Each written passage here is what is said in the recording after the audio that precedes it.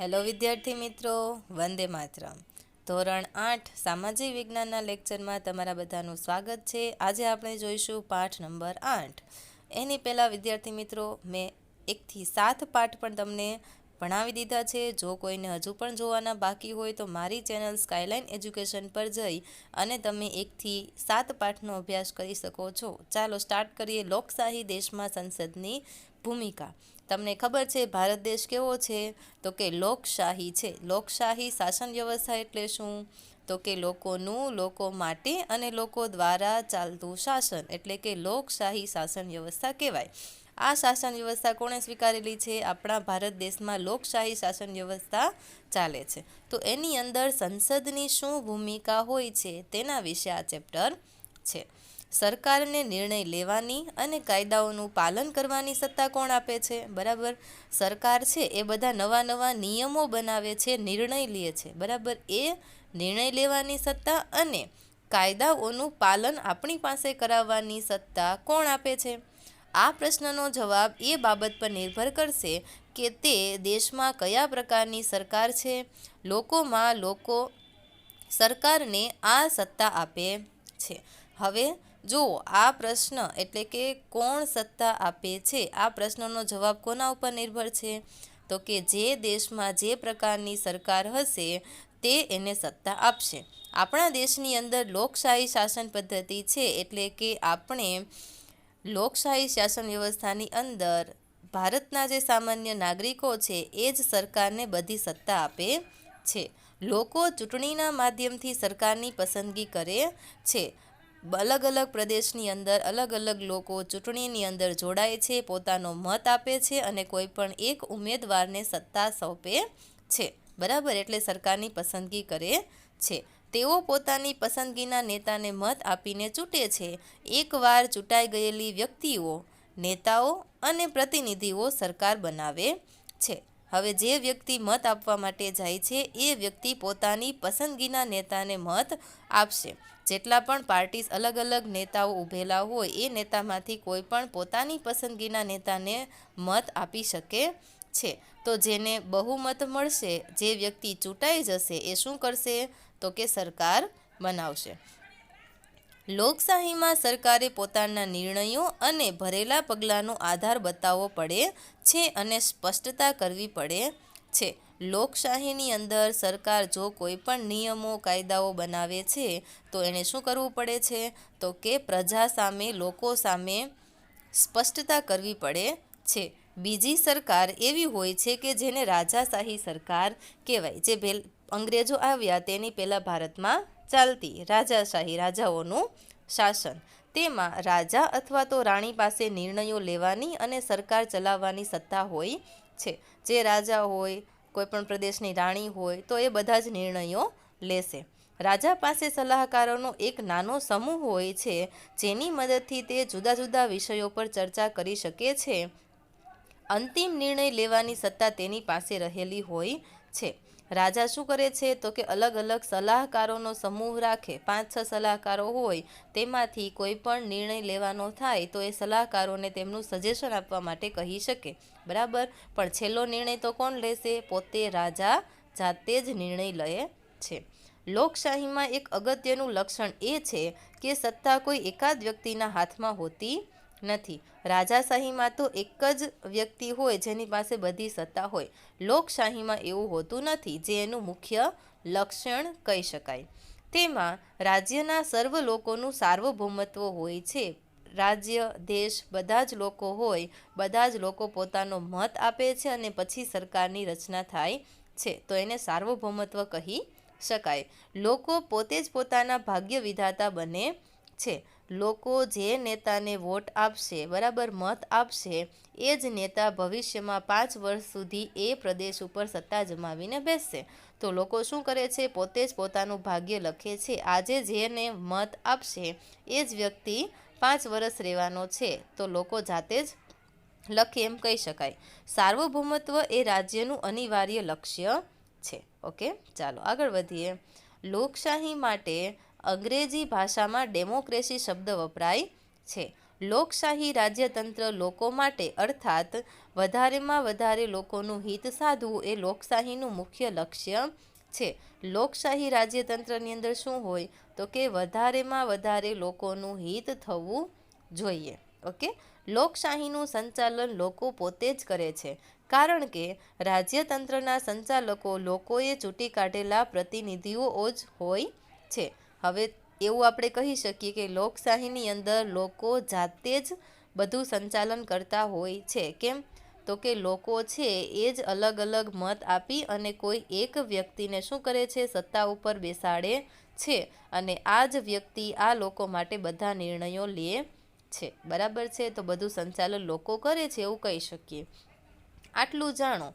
સરકારના બે સ્વરૂપ છે, રાજાશાહી અને લોકશાહી. લોકશાહીમાં પાછા બે, પ્રમુખનિષ્ઠ અને સંસદીય સરકાર. બરાબર, પ્રમુખનિષ્ઠમાં એકતંત્રી અને સંઘીય આવી રીતે બે આવે. હવે સંસદીયમાં કોણ આવશે તો કે એકાત્મ અને સંઘીય. ઓકે, ચાલો. તમારે ત્યાં શાળા પંચાયતની ચૂંટણી થતી હશે, તે જ રીતે તમારા વર્ગના મોનિટરની પણ ચૂંટણી થતી હશે. બરાબર, મોનિટરની ચૂંટણી પણ કરવામાં આવે, શાળાની અંદર પંચાયતની ચૂંટણી પણ થાય.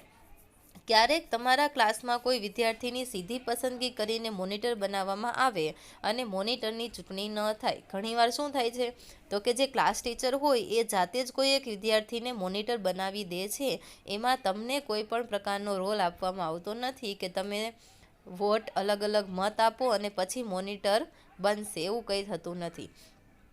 જેથી વર્ગમાં મોનિટર બનવા માંગતા બીજા વિદ્યાર્થીઓને તક મળતી નથી. કોઈ એકને મોનિટર બનાવી દેવામાં આવે તો બીજા કોઈને તક મળે નહીં કે એ પણ મોનિટર બની શકે, જેથી તેઓ નારાજગી વ્યક્ત કરે છે. તો એથી શું થાય, લોકો દુઃખી થાય, પોતાની નારાજગી વ્યક્ત કરે કે ભાઈ અમને કેમ ના બનાવ્યો મોનિટર, બરાબર, અમને પણ બનવું હતું. વિચારો, સીધી પસંદગી તમને ગમે છે તો શા માટે, અને જો સીધી પસંદગી નથી ગમતી તો શા માટે નથી ગમતી, એ તમારે વિચારવાનું છે. બરાબર છે, ચાલો. જો સીધી પસંદગી થશે તો બીજા વ્યક્તિઓને ચાન્સ મળશે નહીં. બરાબર છે, તો સીધી પસંદગી નથી ગમતી તો એનું આ કારણ છે, અને ગમે છે તો શું એ તમારે વિચારવાનું. ચાલો, હવે જોઈએ પ્રવૃત્તિ. તો શાળા પંચાયતની જે ચૂંટણી છે યોજવાની છે. બરાબર, એમાં અલગ અલગ યાદી બનાવવાની છે કે કોણ વિજેતા બન્યું છે, મહામંત્રી કોને બનાવવા છે. બરાબર છે, મહામંત્રી શાળાના સંચાલન માટે વિવિધ સમિતિઓના મંત્રી માટે કોની પસંદગી કરશે, વિવિધ મંત્રીઓને સોંપેલ કામગીરી. હવે જે મહામંત્રી છે શું કરશે તો કે અલગ અલગ મંત્રી બનાવશે. હવે આ જે 5 મંત્રી હોય તો એ 5 મંત્રી શું કામ કરશે એ પણ નક્કી કરવાનું. આપણે કેવા ઉમેદવારો ચૂંટવા જોઈએ, બરાબર, એ પણ વિચારી લેવાનું. 3 વિશેષતાઓ જણાવવાની છે. શાળા પંચાયતની જેમ લોકશાહી સરકારમાં પણ પ્રતિનિધિઓ ચૂંટાય છે. ચૂંટણીમાં ચૂંટાયેલ બહુમતી ધરાવતા પક્ષના નેતાને પ્રધાનમંત્રી બનાવવામાં આવે છે. પ્રધાનમંત્રીને આપણે વડાપ્રધાન પણ કહી શકીએ.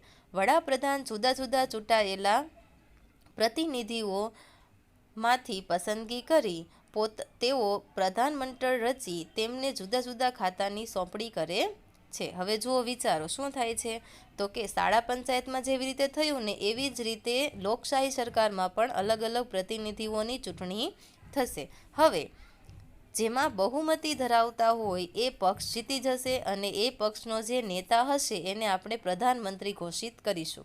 બરાબર, હવે આ પ્રધાનમંત્રી છે શું કરશે તો કે વડાપ્રધાન અલગ અલગ પ્રતિનિધિઓમાંથી પસંદગી કરશે અને પોતાનું પ્રધાનમંડળ બનાવશે. બરાબર છે, અને એ પ્રધાનમંડળમાં સમાવિષ્ટ જેટલા પણ નેતાઓ છે, સંસદ સભ્યો છે, એને અલગ અલગ ખાતાઓની સોંપણી કરવામાં આવશે.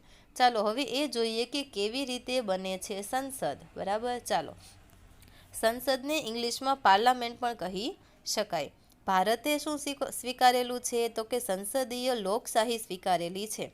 ભારતમાં સંસદ એ સર્વોચ્ચ સંસ્થા છે, એના ઉપરની કોઈ બીજી સંસ્થા નથી. ભારતની સંસદ રાષ્ટ્રપતિ અને 2 ગૃહો એટલે કે લોકસભા અને રાજ્યસભાની બનેલી હોય છે. હવે જુઓ, સંસદ શેની બને તો કે લોકસભાની, રાજ્યસભા આ બંને ગૃહો, અને ત્રીજું છે રાષ્ટ્રપતિ. આ ત્રણેય થઈ અને સંસદ બનાવે છે. રાજ્યસભા એ સંસદનું ઉપલું ગૃહ અને લોકસભા એ સંસદનું નીચલું ગૃહ કહેવામાં આવે છે. આ છે ઉપલું ગૃહ અને આ છે નીચલું ગૃહ. સંસદમાં તમને શું આપેલું છે તો કે 3 ભાગની બનેલી છે. ઓકે, લોકસભાના કુલ સભ્યો કેટલા છે? 545. બરાબર. એમાં ગુજરાતને કેટલી સીટો મળેલી છે તો કે 26 સીટ ગુજરાતની છે. રાજ્યસભામાં લોકસભા કરતાં ઓછી સીટો જોવા મળે છે, 250. તો ગુજરાતની કેટલી છે તો કે 11 બેઠકો છે. આઝાદી પછી રચાયેલ ભારતીય સંસદ લોકશાહીના સિદ્ધાંતોમાં ભારતના લોકોના વિશ્વાસનું પ્રતીક છે. લોકશાહીમાં નિર્ણય લેવાની પ્રક્રિયામાં પ્રજાની સહમતિ અને ભાગીદારી હોય છે. આઝાદી પછી શું રચાયેલું છે? ભારતની સંસદ રચાયેલી છે. બરાબર. તો એમાં જે લોકશાહીના સિદ્ધાંતો છે એની અંદર ભારતના લોકો છે એ વિશ્વાસ દર્શાવે છે, વિશ્વાસનું પ્રતીક છે કે હજુ સુધી ભારતની સંસદ ચાલે છે. લોકશાહીની અંદર નિર્ણય લેવાની જે પ્રક્રિયા હોય એમાં પ્રજાની સહમતિ અને ભાગીદારી પણ હોય છે. કેવી રીતે? તો કે આપણે પોતાનો મત આપીએ છીએ કોઈ પણ એક પ્રતિનિધિને, તો આપણે શું આપીએ છીએ સાથે સાથે? તો કે પોતાની સહમતિ પણ આપીએ છીએ કે હા, તમે જે નિર્ણયો લેશો એ અમને મંજૂર છે. આપણી શાસન વ્યવસ્થામાં સંસદની પાસે સંપૂર્ણ અને મહત્વની સત્તા હોય છે, કારણ કે તે લોકોનું પ્રતિનિધિત્વ કરે છે. સંસદ પાસે બધું જ સત્તા હોય, સંપૂર્ણ સત્તા તેમની પાસે છે અને મહત્વની સત્તા પણ કહી શકાય. કેમ? તો કે તે શું કરે છે તો કે ભારતના સામાન્ય નાગરિકોનું પ્રતિનિધિત્વ કરે છે. હવે આ સંસદ શું કાર્ય કરે છે તો કે 2 કાર્ય કરે. પહેલું, સરકાર પર વિવિધ રીતે નિયંત્રણ રાખવું અને તેને ઉત્તરદાયી રાખવી. બરાબર. સરકાર શું કામ કરે છે? અલગ અલગ રીતે એના પર કંટ્રોલ રાખવાનો અને એને ઉત્તરદાયી રાખવાની. કાયદા બનાવવા તેમજ તેમાં ફેરફારો કરવા અને જૂના પુરાણા કાયદા રદ કરવા. કોઈ નવા કાયદા બનાવવા હોય તો સંસદ બનાવી શકે છે. કોઈ કાયદો એવો છે કે જેમાં ફેરફાર કરવાની જરૂર જણાય છે તો એ ફેરફાર પણ કરી શકે. અને જે જૂના પુરાણા કાયદા ચાલી આવે છે કે જેની અત્યારે કોઈ જરૂર નથી તો એને રદ પણ કરી શકાય છે. બરાબર. અહીંયા જુઓ સંસદ ભવન આપેલું છે. ઓકે, હવે જોઈએ આપણે સંસદને લગતા સમાચારના કટિંગ વર્તમાનપત્રોમાંથી એકઠા કરવાના છે તમારા, અને એની અંદર શું કરવાની છે તો કે સંસદના કાર્યોની યાદી બનાવવાની છે. ચાલો, કેવી રીતે બને છે લોકસભા? સંસદમાં શું આવશે? લોકસભા અને રાજ્યસભા બંને આવશે. ઓકે, તો લોકસભા કેવી રીતે બને છે? લોકસભા માટે રાજ્યની વિધાનસભાની જેમ જ ચૂંટણીઓ યોજાય છે. દર 5 વર્ષે લોકસભાની ચૂંટણી થાય છે. લોકસભાની અંદર શું થાય તો કે કેવી રીતે બનશે તો કે રાજ્યની વિધાનસભામાં જેવી રીતે ચૂંટણી થાય અને વિધાનસભા બને એવી જ રીતે લોકસભામાં પણ થશે. દર 5 વર્ષે લોકસભાની ચૂંટણી કરવામાં આવે. દરેક સંસદીય મત વિસ્તારમાંથી એક ઉમેદવારને સંસદમાં ચૂંટવામાં આવે છે. અલગ અલગ વિસ્તાર બનાવેલા હોય, એ વિસ્તારમાં અલગ અલગ ઉમેદવારો ઊભા હોય. બરાબર છે. એમાંથી જેને બહુમત મળશે એ એક ઉમેદવારને સંસદની અંદર શું કરવામાં આવે છે? ચૂંટવામાં આવે છે. ચૂંટણી લડતા ઉમેદવારો મોટે ભાગે જુદા જુદા રાજકીય પક્ષોના સભ્યો હોય છે. હવે આ ચૂંટણી લડતા હોય એ બધા ઉમેદવારો શું હોય તો કે અલગ અલગ પક્ષના હોય, અલગ અલગ પાર્ટીઝના હોય. બરાબર. બધા એક જ પાર્ટીના ના હોય. ચૂંટાયેલા ઉમેદવારને આપણે શું કહીશું? સંસદ સભ્ય કહેવામાં આવે છે. સંસદ એટલે શું? પાર્લામેન્ટ. સભ્ય એટલે શું તો કે મેમ્બર. તો એનાથી એનું ટૂંકું નામ શું બનશે? MP, એટલે કે મેમ્બર ઓફ પાર્લામેન્ટ. ચાલો, આ બધા સાંસદો મળીને લોકસભા બને છે. અલગ અલગ પ્રદેશોમાંથી અલગ અલગ ઉમેદવારોની ચૂંટણી થશે. આ બધા જ ઉમેદવારોને શું કહેવાય? સંસદ સભ્ય કહેવાય. આ બધા જ ભેગા મળીને શું બનાવે છે? લોકસભા બનાવશે. તમારા વિસ્તારના સાંસદશ્રીનું નામ શું છે તે તમારે જાણવાનું છે, અને તમારા સંસદીય મત વિસ્તારનું નામ શું છે એ પણ વિચારવાનું છે. ચાલો, હવે આપણે જોઈશું કેવી રીતે બને છે શાસક પક્ષ, એટલે કે રૂલિંગ પાર્ટી. બરાબર છે. કારણ કે ઘણા બધા પક્ષ હોય એ ચૂંટણીની અંદર ઊભા રહેતા હોય છે, પણ રૂલિંગ પાર્ટી એટલે કે શાસન કોણ કરશે? બરાબર. એ કેવી રીતે બને છે એ જોઈએ. લોકસભાની ચૂંટણી બાદ સાંસદ સભ્યોની એક યાદી બનાવવામાં આવે છે. લોકસભાની ચૂંટણી થઈ ગઈ, અલગ અલગ પ્રદેશોમાંથી અલગ અલગ ઉમેદવારો છે એ ચૂંટાઈને આવેલા છે, બરાબર. તો આ સંસદ સભ્યોની એક આખી લિસ્ટ બનાવવામાં આવે, યાદી બનાવવામાં આવે છે, જેના પરથી ખબર પડે છે કે કયા રાજકીય પક્ષના કેટલા સાંસદો છે, કયા પક્ષમાંથી કેટલા સાંસદો ચૂંટાઈને આવેલા છે એ હવે નક્કી કરવામાં આવશે, કાઉન્ટ કરવામાં આવશે. જો કોઈ રાજકીય પક્ષ સરકાર બનાવવા માંગે તો તેને ચૂંટાયેલા સાંસદોની બહુમતી મળવી જોઈએ, બરાબર.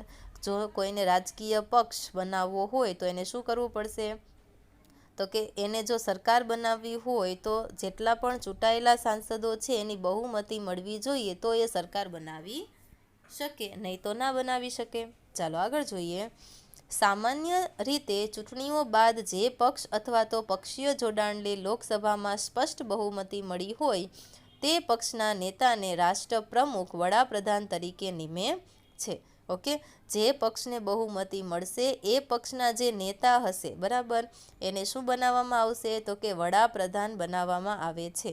કોણ બનાવશે, તો કે રાષ્ટ્રપતિ છે એ વડાપ્રધાનને શપથ લેવડાવશે. ભારતના વડાપ્રધાન એટલે કે પ્રાઇમ મિનિસ્ટર લોકસભામાં શાસક પક્ષના વડા હોય છે. જે શાસક પક્ષ છે જેને બહુમતી મળેલી છે એના વડા કોણ હોય, તો કે વડાપ્રધાન. વડાપ્રધાન પોતાના પક્ષના સાંસદોમાંથી મંત્રીઓની પસંદગી કરે છે. હવે જે વડાપ્રધાન છે શું કરશે, તો કે પોતાનો જે પક્ષ છે એના જે મંત્રીઓ છે, એના જે સાંસદો છે એમાંથી અલગ અલગ મંત્રીઓની ચૂંટણી કરશે, પસંદગી કરશે. આમ પ્રધાનમંડળ બની જાય. મંત્રીઓ પ્રધાનમંત્રી સાથે મળીને નિર્ણયો લે છે. હવે જુઓ, વડાપ્રધાન છે શું કરશે, તો કે પોતાના મંત્રીઓ સાથે બધા ડિસ્કસ કરીને નિર્ણયો લે છે. આ મંત્રીઓ સંઘ યાદીમાં આવતા ક્ષેત્રો વિશેના વિવિધ સરકારી કામોની જવાબદારી સંભાળે છે. હવે આ વડાપ્રધાને જે અલગ અલગ મંત્રીઓની પસંદગી કરી છે એ મંત્રીઓ શું કરશે, તો કે અલગ અલગ ક્ષેત્રોની અંદર પોતાની સરકારની જે જવાબદારી છે એ સંભાળશે, બરાબર. પ્રવૃત્તિ આપેલી છે કે તમે લોકસભા કે રાજ્યસભાનું જીવંત પ્રસારણ એટલે શું, તો કે જે લાઈવ બતાવતા હોય, બરાબર, એ લાઈવ તમારે જોવાનું અને તેની કાર્યવાહી કેવી રીતે થાય છે, એમાં કયા કયા પ્રશ્નો પૂછાય એ તમારે નોંધ કરવાની. હવે એ તમે જોશો પછી તમે આ બધા સવાલના જવાબ આપી શકશો. ચાલો હવે જોઈએ કેવી રીતે બને છે રાજ્યસભા એટલે કે સ્ટેટ એસેમ્બલી. પહેલાં લોકસભા જોઈ, પછી હવે આપણે જોઈએ રાજ્યસભા. તો કે રાજ્યસભાના સભ્યોની ચૂંટણી જુદા જુદા રાજ્યોની વિધાનસભાઓના ચૂંટાયેલા સભ્યો દ્વારા થાય છે. અલગ અલગ રાજ્યોની અંદર જે વિધાનસભાઓના સભ્યો ચૂંટાયેલા હોય એ શું કરશે, તો કે રાજ્યસભાના સભ્યોની ચૂંટણી કરશે. રાજ્યસભાના સભ્યોની કુલ સંખ્યા આપણે આગળ જોઈ ગયા એવી રીતે 250 નક્કી કરવામાં આવેલી છે. તો હવે આ 250માંથી જુઓ શું થાય છે, તો કે જેમાં 238 સભ્યોની ચૂંટણી કરવામાં આવે છે. ટોટલ સીટો 250 છે, તો એમાં ખાલી ચૂંટણી કેટલાની કરવામાં આવશે, 238 સભ્યોની જ અલગ અલગ પ્રદેશોમાંથી ચૂંટણી કરવામાં આવશે. રાજ્યસભામાં 12 સભ્યોની નિમણૂક રાષ્ટ્રપતિ કરે છે. રાષ્ટ્રપતિ પાસે સત્તા છે કે રાજ્યસભાના જે આ બાકીના 12 સભ્યો છે એની પસંદગી કોણ કરશે, તો કે રાષ્ટ્રપતિ જાતે જ કરી શકે છે. રાજ્યસભા એ શું છે, તો કે કાયમી ગૃહ છે, બરાબર. લોકસભા તો કે બિનકાયમી ગૃહ છે. હવે કાયમી ગૃહ એટલે શું, તો કે જેનું ક્યારેય પણ વિસર્જન કરવામાં આવતું નથી, એટલે કે રાજ્યસભા છે એ શરૂ રહેશે અને ક્યારેય બંધ કરવામાં નહીં આવે, બરાબર. લોકસભાને દર 5 વર્ષે ચૂંટણી કરવામાં આવે, એટલે કે જેટલા પણ તેની અંદર સભ્યો હશે એ દર 5 વર્ષે બદલાઈ જશે. પણ રાજ્યસભામાં એવું ક્યારેય થતું નથી, કારણ કે એ કાયમી ગૃહ છે. ઓકે, દર 2 વર્ષે એના 3 ભાગના સભ્યો નિવૃત્ત થાય છે અને તેટલા જ સભ્યોની ચૂંટણી કરવામાં આવે છે. જોવો હવે સરખું, દર 2 વર્ષે, બરાબર છે, દર 2 વર્ષ થાય એટલે શું કરવામાં આવે, તો કે રાજ્યસભાના જેટલા સભ્યો છે એમાંથી 3 ભાગના સભ્યોને નિવૃત્ત કરી દેવામાં આવે છે, બરાબર છે, અને તેટલા જ સભ્યોની ફરીથી ચૂંટણી કરી દેવામાં આવે છે. જેટલા સભ્યો રાજ્યસભામાંથી 2 વર્ષ પછી નીકળશે એટલા જ સભ્યોને ફરીથી ચૂંટણી કરી અને ત્યાં એ સીટ પર બેસાડવામાં આવશે. રાજ્યસભા દેશના રાજ્યોનું પ્રતિનિધિત્વ વ્યક્ત કરે છે. રાજ્યસભામાં ખરડો રજૂ થઈ શકે છે, પણ કોઈ ખરડાને કાયદાના રૂપમાં લાગુ કરતા પહેલાં રાજ્યસભાની મંજૂરી જરૂરી છે. ઓકે, હવે રાજ્યસભા શું કરે છે? તો કે દેશના અલગ અલગ રાજ્યોનું પ્રતિનિધિત્વ કરે છે. હવે રાજ્યસભાની અંદર આપણે ખરડો રજૂ કરી શકીએ. ખરડો એટલે શું? તો કે કોઈ પણ કાયદો બનાવવો છે તો એના માટેનું કાચું લખાણ પહેલાં કરવું પડે, તો એને આપણે ખરડો કહી શકીએ. તો આ ખરડો છે રાજ્યસભાની અંદર રજૂ થઈ શકે, પણ કોઈ પણ ખરડાને જો કાયદો બનાવવો હોય એટલે કે આખા દેશમાં એ કાયદો લાગુ કરવો હોય તો એની પહેલાં રાજ્યસભાની મંજૂરી જરૂરી છે. રાજ્યસભા જો મંજૂરી આપે તો જ એ કાયદો બની શકે. બરાબર છે? રાજ્યસભાની મંજૂરી આપશે એટલે ડાયરેક્ટ કાયદો બની જશે? તો કે નહીં. રાષ્ટ્રપતિ એના પર સહી કરી આપે તો જ એ કાયદો આખા દેશમાં લાગુ પડશે, નહીં તો એ કાયદો રદ થઈ જશે. સંસદનું આ ગૃહ લોકસભાએ બનાવેલા કાયદાઓની સમીક્ષા કરે છે. આમ રાજ્યસભાની ભૂમિકા મહત્વની છે. લોકસભા અને રાજ્યસભા બંનેની મહત્વની ભૂમિકા હોય છે. રાજ્યસભાનું સંચાલન કરનારને સભાપતિ કહે છે. રાજ્યસભાનું જે સંચાલન કરે એને શું કહેવામાં આવે? તો કે સભાપતિ કહેવામાં આવે છે. તો લોકસભાનું પણ સાથે સાથે જાણી જ લ્યો. લોકસભાનું જે સંચાલન કરે એને આપણે શું કહીશું? તો કે સ્પીકર કહીશું. સ્પીકર એટલે શું? તો કે અધ્યક્ષ કહી શકાય ગુજરાતીમાં. ઓકે, હોદ્દાની રૂએ ઉપરાષ્ટ્રપતિ રાજ્યસભાના સભાપતિ બને છે. ખૂબ જ ઇમ્પોર્ટન્ટ સવાલ છે અહીંયા કે રાજ્યસભાનું સંચાલન કરનારને સભાપતિ કહેવાય, તો આ સભાપતિનું પદ કોણ સંભાળે છે? તો કે ઉપરાષ્ટ્રપતિ જ આ સભાપતિની જગ્યા પર બેસે છે. એટલે કે રાજ્યસભાનું સંચાલન કોણ કરે? ઉપરાષ્ટ્રપતિ કરે છે. બરાબર. ચાલો હવે વિચારો, સંસદના 2 ગૃહો કયા કયા છે? ઓકે, તો કે રાજ્યસભા અને લોકસભા. તો લોકસભા શું કાર્ય કરે છે? પ્રધાનમંત્રી શું કાર્ય કરે છે? રાજ્યસભાનું સંપૂર્ણ વિસર્જન સાથી થતું નથી. ઓકે, કારણ કે કાયમી ગૃહ છે. તમે જો સંસદ સભ્ય હોય તો તમે પ્રજા માટે શું કરશો? આ તમારે વિચારવાનું. અને જો તમને પ્રધાનમંત્રી બનાવી દેવામાં આવે તો તમે શું કરશો જેથી પ્રજાને કંઈક લાભ મળી શકે. બરાબર છે? હવે જુઓ, સંસદનો પ્રશ્નોત્તરી સમય. ઓકે, ચાલો સંસદ તમે અહીંયા જોઈ શકો છો ફોટામાં.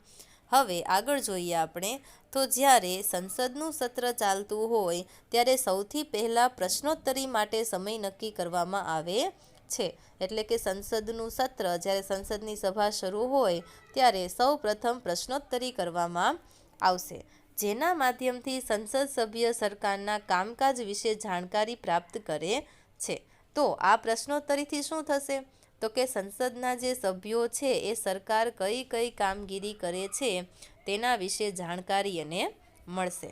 તેના થકી સંસદ કારોબારીને નિયંત્રણમાં રાખે છે. તો સરકારના કેટલા સભ્યો, સરકારના ટોટલ કેટલા અંગો છે? તો કે કારોબારી, ન્યાયતંત્ર અને ધારાસભા. બરાબર છે? તો આનાથી શું થશે? તો કે કારોબારીને નિયંત્રણમાં રાખી શકાય છે. પ્રશ્નોના માધ્યમથી સરકારનું તેની ખામીઓ પ્રત્યે ધ્યાન દોરે છે. જેટલા વધારે પ્રશ્નો પૂછવામાં આવશે એટલી સરકારને ખબર પડશે કે તેમણે બનાવેલા જે નવા નીતિ નિયમો છે, તેમણે જે પોલિસી બનાવેલી છે, નવા પ્રોગ્રામ બનાવેલા છે, તો તેની અંદર કઈ કઈ ખામીઓ છે. આ રીતે સરકારને લોકોના પ્રતિનિધિઓ તરફથી પ્રજાના વિચારો જાણવાની તક મળે છે. લોકોના જે પ્રતિનિધિઓ ત્યાં ઉપસ્થિત છે એ શું કરશે? તો કે લોકો તરફથી જે વિચારો છે એ સરકારની સામે પ્રગટ કરશે. એટલે સરકારને પણ લોકોના પ્રશ્ન જાણવાની તક મળી રહે. સરકારને સવાલ પૂછવા એ સંસદ સભ્યની મહત્વની જવાબદારી છે. આ સવાલ પણ પૂછાઈ શકે કે સંસદ સભ્યની મુખ્ય જવાબદારી શું છે?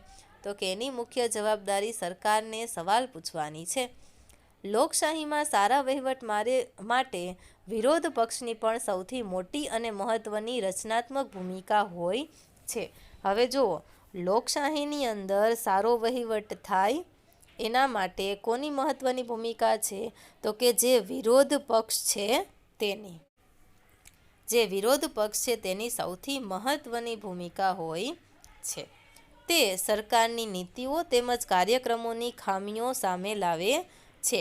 લોકશાહીમાં સંચાલન કરનારાને અધ્યક્ષ કહેવામાં આવે છે. હવે જુઓ, વિરોધ પક્ષ છે એ બધા સવાલો પૂછશે તો જ સરકારને તેની નીતિઓ અને કાર્યક્રમોની જે ખામીઓ છે તે ખબર પડે.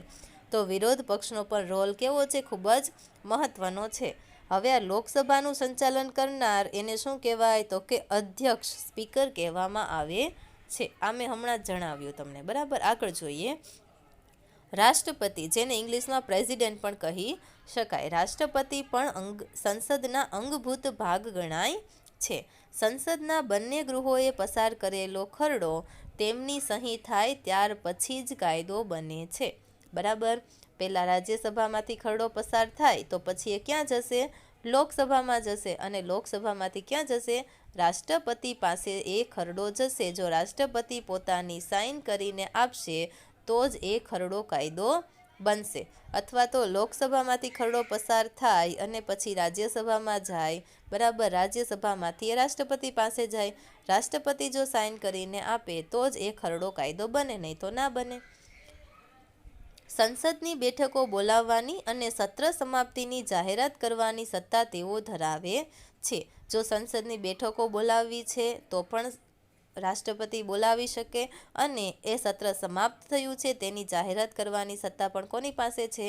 રાષ્ટ્રપતિ પાસે છે. ઓકે બાળ મિત્રો, તો આપણો અહીંયા પાઠ નંબર 8 પૂરો થાય છે, બરાબર. આવી જ રીતે આપણે ઘણા બધા પાઠનો અભ્યાસ કરી ચૂક્યા છીએ અને નેક્સ્ટ ટાઈમ આપણે પાઠ નંબર 9 વિશે પણ માહિતી મેળવીશું, બરાબર. અને આના સ્વાધ્યાયની પણ આપણે ચર્ચા ડિટેલની અંદર કરીશું. જો તમારે સ્વાધ્યાય જોવા છે બધા જ પાઠના તો તમે મારી સ્કાયલાઇન એજ્યુકેશન પર જોઈ શકો છો અને અન્ય વિડીયો પણ તમે નિહાળી શકો છો, જેનાથી આવી રહેલી એક્ઝામમાં તમને ઘણો બધો ફાયદો થશે.